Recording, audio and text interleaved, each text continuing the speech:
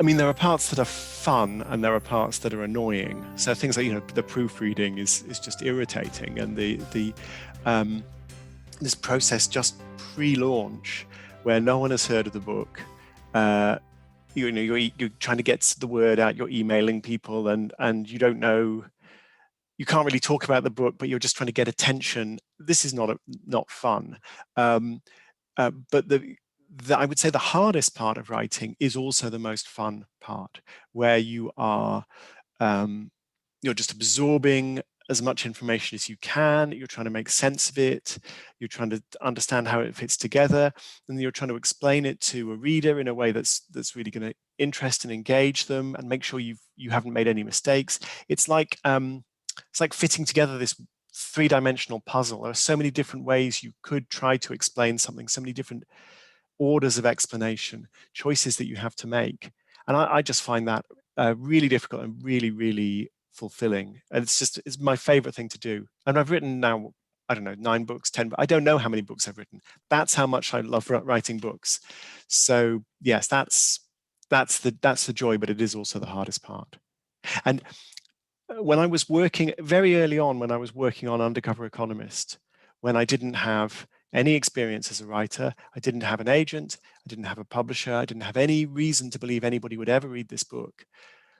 I remember saying to a friend of mine, another economist, "Oh, I'm trying to write this book and it's really hard." And she said, "Of course it's hard. Everybody wants to write a book. If it was easy, everybody would write a book. You should be glad that it's hard." So, and of course, she was very wise. So, yeah. Messy was the book that took the longest time. So Messy is in some ways a very messy book. I'm really proud of Messy. I have a real affection for that book. But it was so hard to write that I stopped halfway through and wrote The Undercover Economist Strikes Back, which was it was easy, real pleasure to write that book.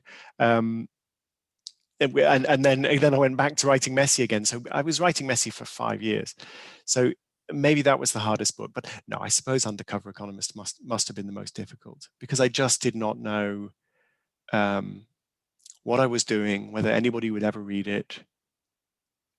And early on in that book, I would write 200 words and then show friends like the 200 words, and they're like, "Is this okay? Is this okay?" And of course, my wisest friends were like, "Yeah, it's great. Just keep writing, keep writing. You can't. Like, it's 200 words. It's nothing. It's like half a page." But and then at one point, a friend said to me, I'd finished the first chapter, and she said, "This is good, and I think you could write the rest of it really fast if you wanted to." And I had been writing that first chapter for more than a year, and then it was at that point, so it was a chapter a month. It was much, much faster, even though I had a full-time job. There was like this permission to just get on with it. But yeah, it took a long time. It took a long time to write. It took a long time to persuade anybody to read it. But at the end of writing the first draft of the book, I do remember just walking downstairs and saying to my wife, "I finished it. I don't know if anybody will ever read it. I still didn't have a publisher. I didn't have an agent, nothing. I don't know if anybody will ever read it, but I'm glad I wrote it, because I had fun writing it, and it was worth doing just for the craft and the experience of writing it." Don't have any rules for writing. I mean, I can give you advice, sure, but I mean, the best advice that I can give you is practice. You just need to keep writing, and the more you write, the better you will get, but also the more you will be willing to edit and to throw away bad writing. So if you're writing, 2,000 words a day, you can throw away, hundreds of words, thousands of words, and not worry. But if you're writing 100 words a day, you'll never throw away a single word, right? Because you can't. So there's a freedom that comes with that practice. You get better because of your practice, but also you start to realize that a lot of good writing is about just trying something and then throwing away what doesn't work, and not worrying. So that's the key piece of advice that I would give. But there's lots of good advice on writing. So what else would I say? get people to help you, get editors, get a second opinion, and don't ask them, is this good or is this not good? Ask them, where did you get confused?